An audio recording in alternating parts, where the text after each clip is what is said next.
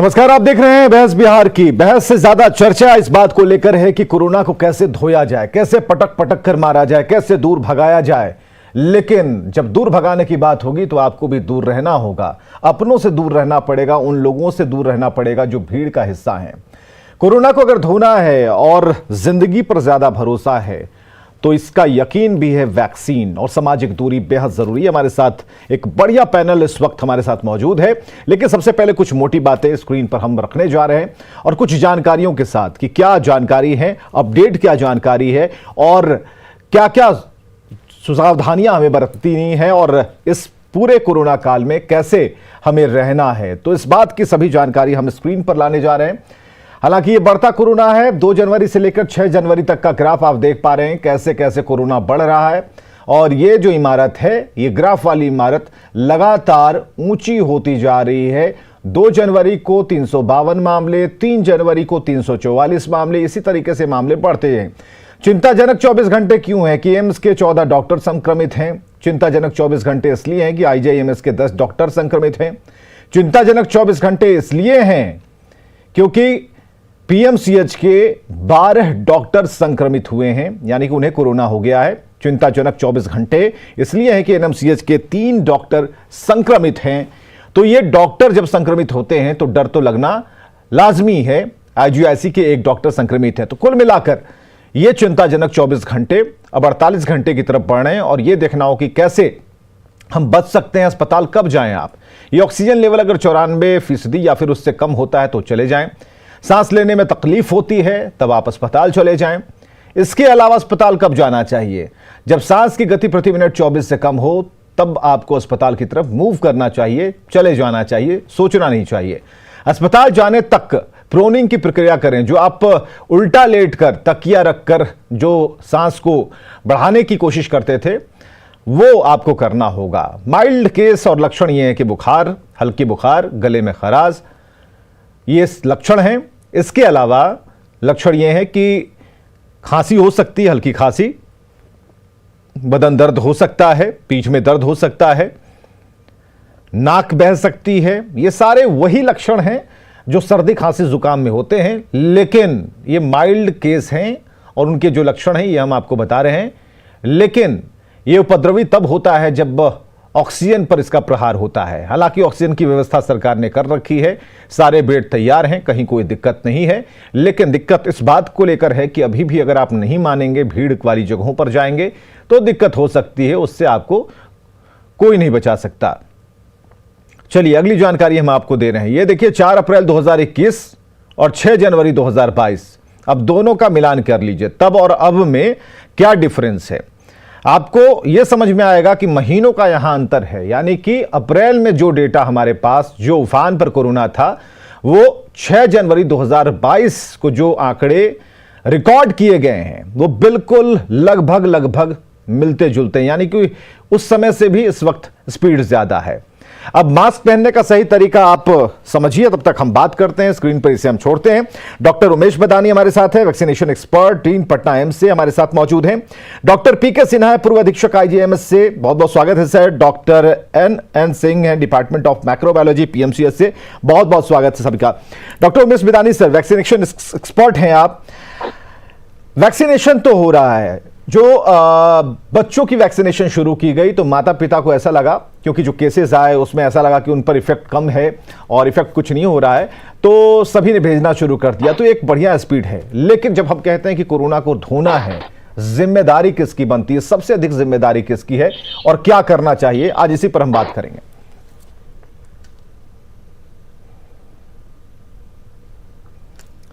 Doctor Umesh बदानी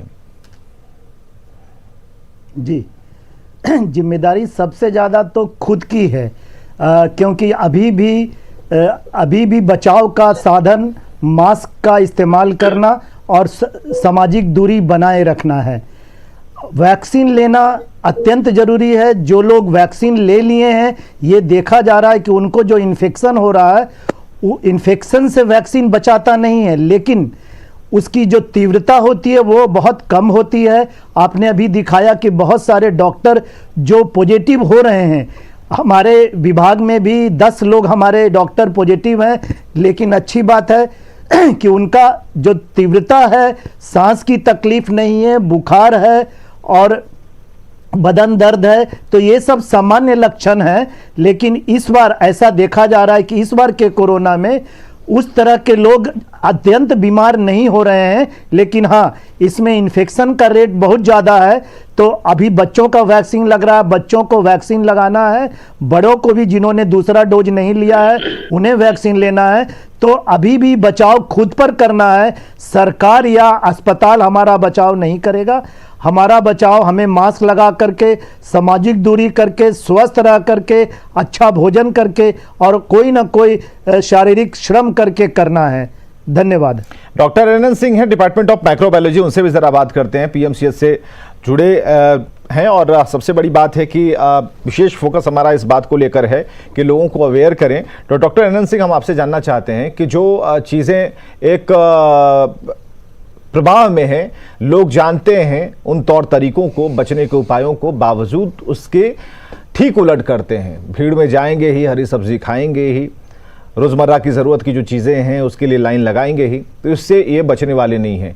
लेकिन जहाँ तक ये स्पीड की अगर हम बात करें, ये वेरिएंट के बारे में लोग ज़्यादा जानना चाहते हैं। ये कौन सा वाला ओमिक्रॉन है, उसका बड़ा भाई है, छोटा भाई है, चचेरा भाई है, इस बारे में लोगों की इच्छा ज़्यादा है।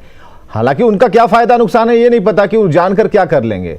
उनको जानना चाहिए कि प्रोटोकॉल क्या है, कैसे बचना है, सावधानियां क्या बरतनी है, लेकिन वो जानना चाहते हैं। और इसकी स्पीड के बारे में, ये क्या फुल स्पीड में है या फिर इससे भी तेज गति होगी? क्योंकि जो दो डेटा हम चला रहे हैं 2021 अप्रैल की और ये जनवरी की, 6 जनवरी की, इसमें समानता डेटा में दिखाई हमें देती है, लेकिन तारीख जो है, जो महीनों का अंतर है, वो भी हमें देखना चाहिए।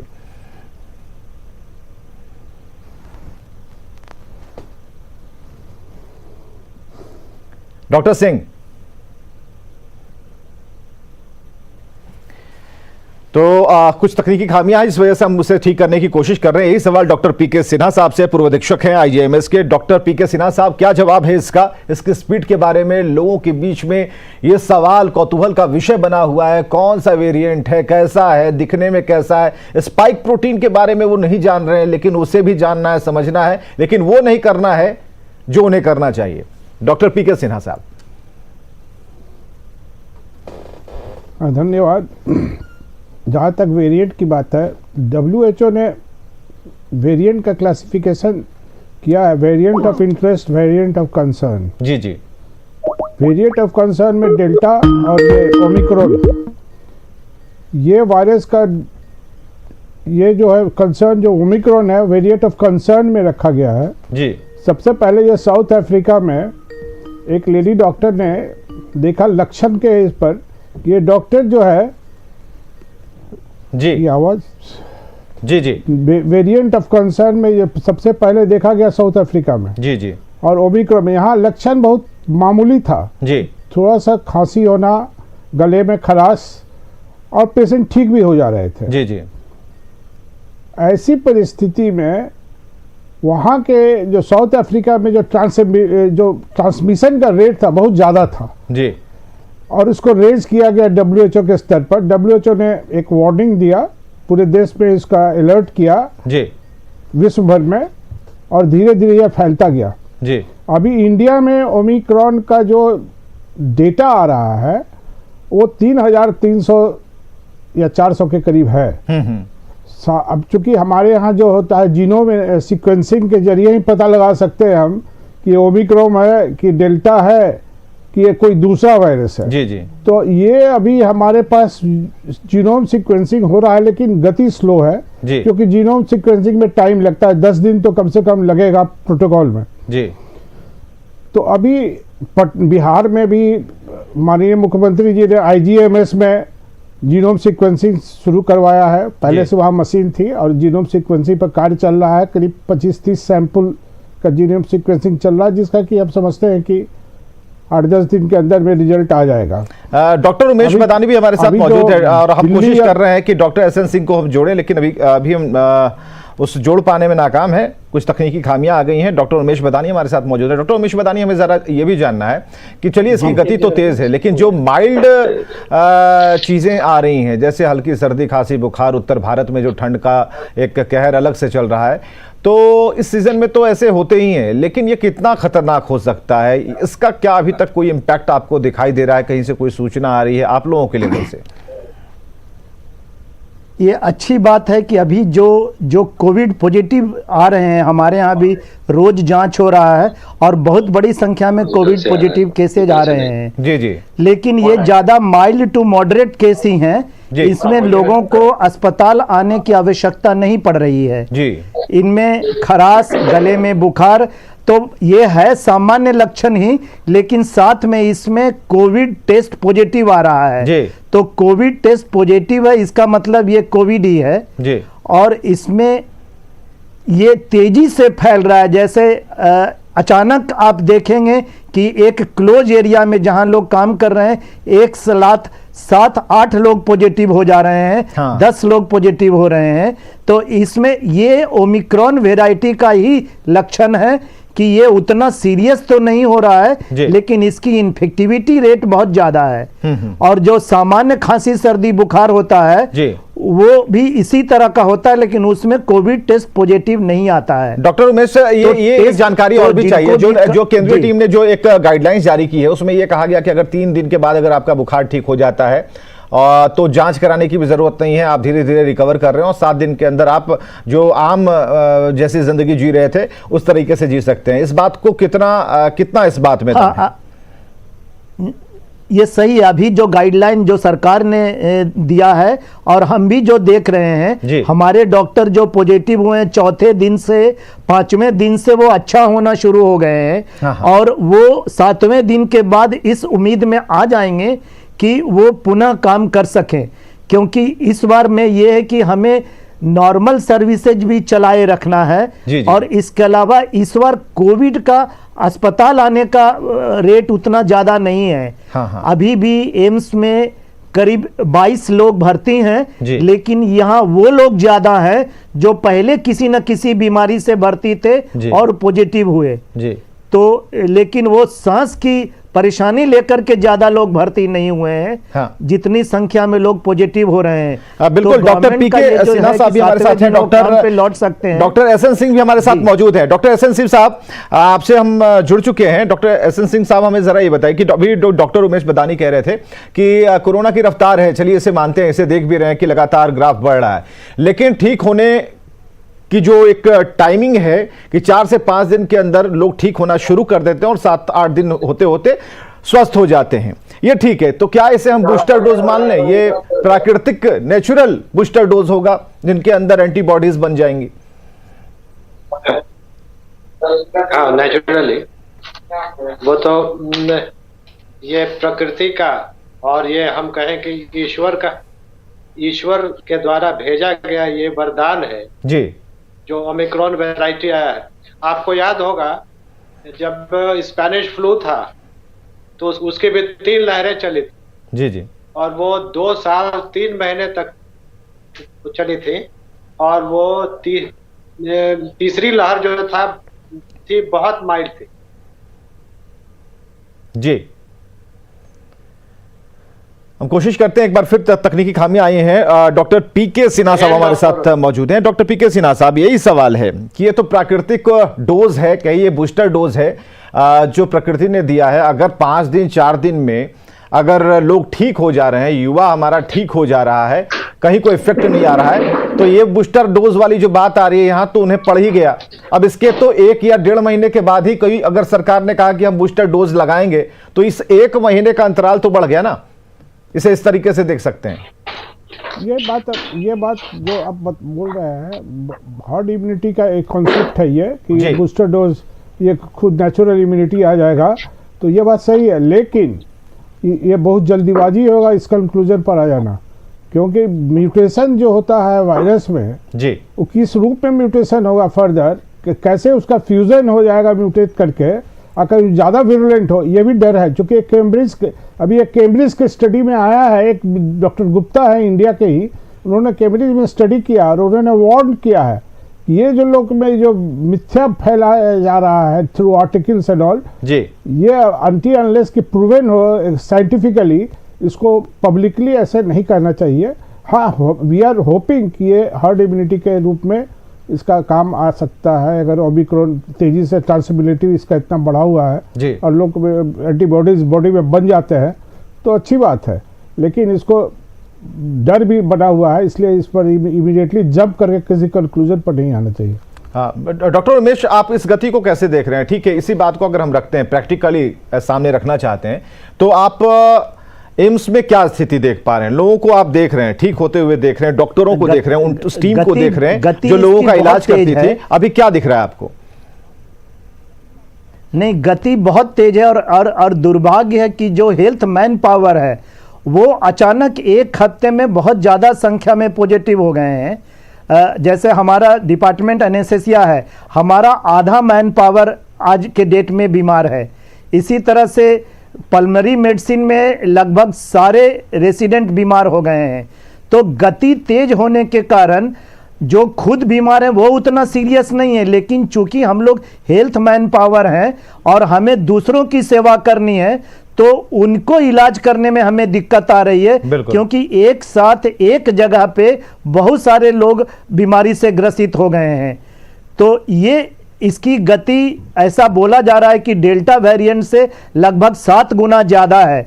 जो डबलिंग रेट है, जहां पहले 7 दिन होता था, अभी 3 दिन में ये डबल हो जा रहा है। तो इसकी गति तो तेज है लेकिन सिविरिटी या तीव्रता कम है। डॉक्टर उमेश, तो एक बात और भी हम जानना चाहेंगे कि पहले ऐसा हो रहा था कि हमने किसी के संपर्क में अगर हम आए तो उसके बाद ऐसा हुआ कि तीसरे या चौथे दिन उसका असर दिखना शुरू होता था, यानी कि लक्षण आने शुरू हो जाते थे। इस बार क्या आप पा रहे हैं? इस बार ये बताना मुश्किल है कि किस दिन वो इन्फेक्ट हुआ है, मतलब इंक्यूबेशन पीरियड कितना दिन का है वो तो तब पता चलता है जब एक हम इफेक्टेड आदमी के कांटेक्ट में आते हैं और उसके बाद कितने दिन बाद पॉजिटिव होते हैं। इसमें बहुत सारे समाज में ऐसे लोग घूम रहे हैं जो पॉजिटिव है और जिनको लक्षण नहीं है, तो ज़्यादा लोग वही लोग फैला रहे हैं जिनको लक्षण नहीं है लेकिन समाज में घूम रहे हैं, और अचानक उनके संसर्ग में जितने लोग आ रहे हैं एक साथ 8 से 10 लोग उसमें पॉजिटिव हो रहे हैं। तो ये दोनों चीज़ें हैं, कम लक्षण वाले लोग ज़्यादा फैला रहे हैं और जिनको माइल्ड लक्षण है, लक्षण शुरू होने से पहले भी वो फैला रहे हैं। तो 4 से 5 दिन का समय हम बता सकते हैं कि इन्फेक्शन होने के 4 से 5 दिन में उनको लक्षण आना शुरू होता है। इस बीच में वो दूसरे लोगों को फैलाते रहते हैं और इसीलिए अचानक बहुत ज़्यादा लोग पॉजिटिव नजर आ रहे हैं। यानी कि एक रेंज है, कारण हो सकता है, एक रेंज है कि 4 से 5 दिनों में वो किसी को संक्रमित कर सकता है। तो ये बात कहीं से भी गलत नहीं है। हाँ। डॉक्टर एसएन सिंह हमारे साथ मौजूद हैं। डॉक्टर एसएन सिंह, अभी जो बातें चल रही हैं उसमें यह है कि इसका प्रभाव कैसे जल्दी जल्दी फैलेगा, और दूसरी बात ये कि जो पहले हम लेकर चल सेकेंड फेज में हमने देखा तो उसमें हमने उस अंतराल को लेकर बातचीत की कि 3 से 4 दिन में हमने ऐसा देखा कि लक्षण आने शुरू हो जाते थे। इस बार ऐसा कहा जा रहा है कि टेस्टिंग, तब तो यहां बात आती है टेस्टिंग की। टेस्टिंग क्या एक बार फिर से पुरजोर तरीके से चलाने की जरूरत है कि लोग टेस्ट कराएं, और खुली जगह पर इसे कराने की जरूरत है जहां पर एक बड़ा मैदान हो, क्योंकि जरूरी यह है कि ज्यादा से ज्यादा लोग अगर आएंगे, क्योंकि अब डरेंगे तो आएंगे ही टेस्ट कराने के लिए, कितना जरूरी है? टेस्टिंग तो करनी ही चाहिए हम लोग, क्योंकि वो टेस्टिंग तो और आइसोलेशन, तो ये तो दो चीज है जिससे कि हम लोग प्रिवेंट कर सकते हैं स्प्रेड को। जी जी। और इसलिए टेस्टिंग पर तो ज्यादा बढ़ाना है हम लोगों को, इस पर तो दो मत नहीं है। लेकिन एक बात समझ लेनी है हम लोग जी कि अब ये आखिरी है इसका जी। अब सबको नेचुरल वैक्सीनेशन हो जाएगा, वो नहीं है, क्योंकि ये 6 गुना 7 गुना ज्यादा ये है। जैसा भदानी साहब से मैं एकदम फुली एग्री करता हूँ जी। एसिम्प्टोमेटिक केस जो घूम रहे हैं, they are the super spreaders of the disease, जो कि रोग को फैला रहे हैं। और वो पहले भी, जबकि डेल्टा वेरिएंट और वो जो पहले वाला जो वेरिएंट था जी, उसमें भी आपको 85 to 90% एसिम्प्टोमेटिक होता, इसमें तो 95% एसिम्प्टोमेटिक ही है, और जिसको सिम्टम है वो भी 2-4 दिन में ठीक हो जाता। इसीलिए बहुत तेजी से ये तो फैल रहा है। लेकिन हम लोगों को अभी सबसे ज्यादा जो इम्पोर्टेंट बात है कि अपने बुजुर्गों को जी 60+ को बचाना है। एक वेव है जो कि जैसे साउथ अफ्रीका में, जी। साउथ अफ्रीका में 1.5 महीने में खत्म हो गया, हाँ खत्म हो गया ऑलमोस्ट, वो मैंने लोअर, अब 2 महीना होते होते खत्म हो। जी जी।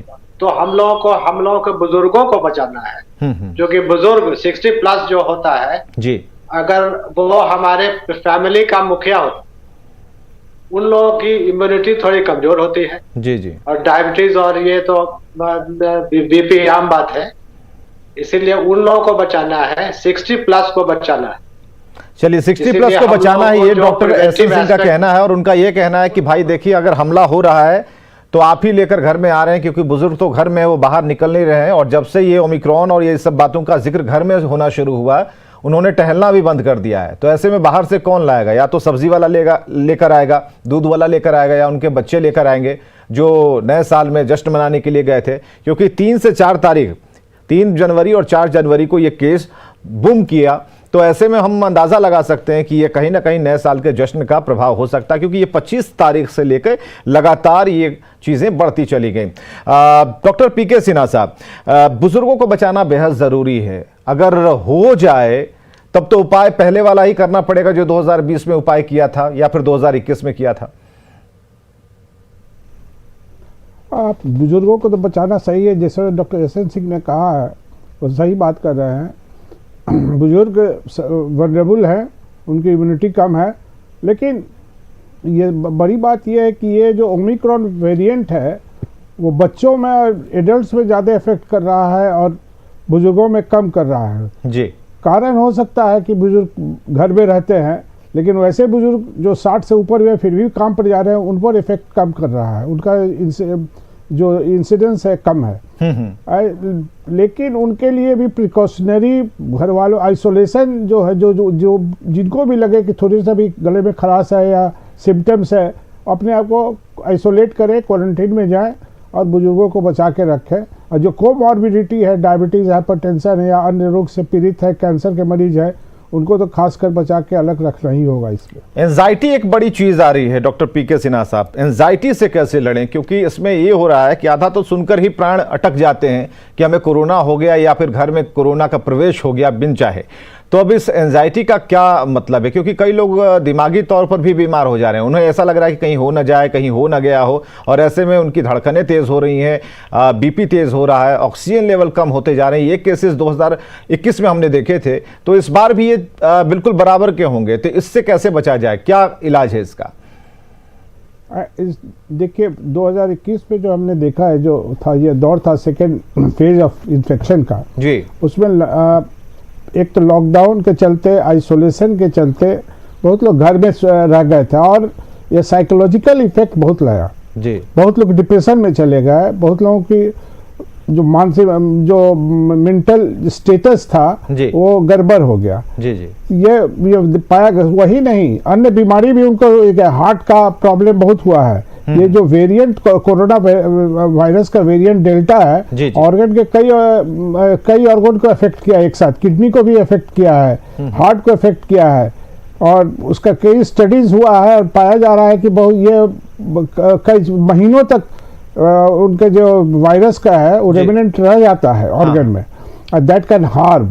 लेकिन अभी जो ओमिक्रॉन वेरिएंट है ये बहुत, इसका जो ड्यूरेशन है छोटा है, 3 दिन 4 दिन रहता है, उसका ठीक हो जा रहा है। इसलिए ज़्यादा दिन तक आइसोलेशन में नहीं रह पाएंगे लोग, इसलिए ये जो साइकोलॉजिकल एस्पेक्ट है वो रूल आउट हो जाएगा। डॉक्टर उमेश पदानी, जो एक सवाल है कि बिहार में एक केस पाया गया और एक युवक में ओमिक्रॉन के लक्षण पाए गए, उसने आइसोलेट किया, ठीक हो गया। ओमिक्रॉन के उतने केस क्या हैं, या फिर अगर हम चेक करेंगे तो पता चलेगा कि हाँ हैं? तो क्या जो अभी ये जो स्प्रेड हो रहा है, क्या ये डेल्टा को ही मानकर चलें कि डेल्टा ही आगे बढ़ रहा है, अभी ओमिक्रॉन अभी कहीं दूर बैठा है? नहीं, ये जो लक्षण अभी चल रहे हैं ये ज्यादा ओमिक्रॉन के तरफ ही जा रहा है, क्योंकि डेल्टा जो वेराइटी था वो लंग्स को, फेफड़ों को बहुत इफेक्ट कर रहा था। इस वाले में फेफड़े का इफेक्ट उतना नहीं है, अपर रेस्पिरेटरी ट्रैक्ट मतलब श्वास के ऊपर में ज्यादा इफेक्ट है। और जिस तेजी से फैल रहा है, चूंकि अभी जेनेटिक सीक्वेंसिंग का रिजल्ट नहीं आया है, हमारे यहाँ बिहार में IGIMS में इसकी सुविधा है, लेकिन जैसा कि डॉक्टर पीके सिन्हा ने बताया कि अभी थोड़ा समय लगेगा फाइनल आने में कि ये ओमिक्रॉन वेराइटी बिहार में फैल रहा है कि डेल्टा है, लेकिन लक्षण के हिसाब से ये डेल्टा का उम्मीद कम लग रहा है, ओमिक्रॉन या कोई और उसी तरह का वेरिएंट है जो अभी मौजूद है। चलिए, ये मोटी जानकारियां डॉक्टर उमेश बदानी, डॉक्टर पीके सिन्हा साहब, डॉक्टर एसएन सिंह ने दी आपको। काफी समय निकालकर ये लोग हम तक पहुंचे हैं और आपको जानकारियां देने के लिए आशा है कि आप लोगों के दिमाग में जो एक मोटी जानकारी वाली बात थी वो हमने पहुंचा दी होगी। डॉक्टर साहब ने, सभी का बहुत बहुत शुक्रिया डॉक्टर साहब कि आपने इतना वक्त दिया, लोगों को जागरूक किया। तो फिर अगर कोरोना को धोना है तो उसके लिए प्रोटोकॉल्स का पालन करें, इससे ज्यादा कुछ कहा नहीं जा सकता। आप समझदार हैं। खबरें लगातार जारी हैं।